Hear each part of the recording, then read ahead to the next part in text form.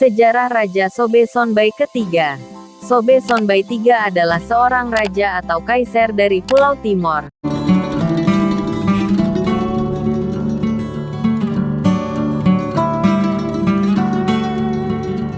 Sejarah Raja Sobe Sonbai ketiga.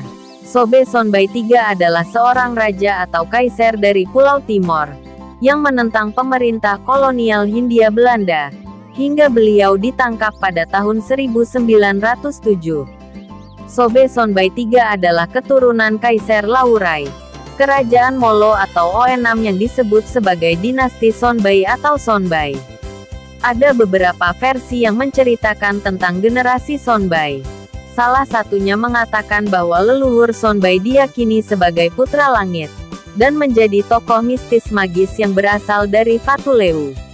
Raja Sobe Sonbai ketiga adalah cucu dari tokoh magis Sonbai, yang menjadi pahlawan perjuangan masyarakat Timor, yang hidup dan menjadi raja sekitar pertengahan abad ke-19 dan awal abad ke-20. Sedangkan versi lainnya adalah bahwa Sonbai yang pertama berasal dari Belu, yang menikah dengan putri Raja Kuneuf, Raja Fatumnutu. Nisnoni adalah cicit dari Sonbai I, yang mendirikan dinasti Nisnoni di Kupang. Sedangkan cicit yang lainnya adalah Sobe Sonbai I, yang berpindah ke Kauniki, dan kemudian keturunannya memakai gelar Sobe Sonbai II, dan selanjutnya Sobe Sonbai III, sehingga Sonbai kemudian lebih dikenal menjadi nama sebuah dinasti. Sonbai terakhir inilah yang melakukan perlawanan sengit terhadap Belanda. Leluhur Sonbai adalah raja-raja Timor yang sangat berpengaruh, dan berkedudukan sebagai kaisar atau raja kerajaan Oenam, dengan ibu kota Kauniki di kecamatan Fatuleu sekarang, atau terletak di utara Bau-Bau. Kerajaan Sonbai adalah kerajaan tradisional terbesar di Pulau Timor. Pada masa itu wilayah kekuasaan kerajaan Sonbai memanjang dari Miomavo, di Kabupaten Timor Tengah Utara sekarang, sampai Fatuleu, di Kabupaten Kupang. Sehingga kerajaan Sonbai begitu tangguh untuk ditaklukkan. Pada tahun 1818, Presiden Timor, J.A. Hazard, yang berkedudukan di Kupang, melakukan serangan militer terhadap wilayah kerajaan dinasti Sonbai, dan juga berhasil menguasai kota pantai Atapupu, yang terletak di pantai utara Timor, yang sebelumnya dikuasai oleh Portugis. Sebagai bagian dari strategi, Belanda menempatkan orang-orang Rote dan Sabu untuk dimukimkan di sepanjang pantai utara Timor, dengan maksud mengurangi dominasi kekuatan kerajaan Sonbai. Serangan terus dilakukan hingga satu dasawarsa berikutnya, atau sampai tahun 1828. Namun serangan tak dapat menaklukkan kekuasaan kerajaan Sonbai. Sehingga selama abad ke-19, kekuasaan Belanda hanya terkonsentrasi di wilayah Kupang dan sekitarnya. Sobe Sonbai III adalah raja ke-15 Sonbai, dan juga sebagai raja terakhir. Ia dikenal sebagai satu-satunya raja Timor, yang sampai akhir hayatnya tidak pernah menandatangani perjanjian takluk kepada Belanda. Walaupun segala usaha telah dilakukan Belanda untuk menaklukkannya. Padahal di antara tahun 1900 hingga 1927, sudah 73 penguasa di Timor yang menandatangani Korte Verklaring. Keputusan yang diambil Sobe Sonbai III adalah meneruskan keputusan yang telah dibuat para leluhurnya. Seperti diketahui Pulau Timor sejak abad 16, sudah didatangi bangsa Portugis kemudian Belanda. Dan di masa kekuasaan VOC, salah satu kontrak yang terkenal adalah kontrak Parravicini. Kontrak Parravicini adalah kontrak dagang, yang ditandatangani oleh semua raja yang berada di Pulau Timor dengan VOC.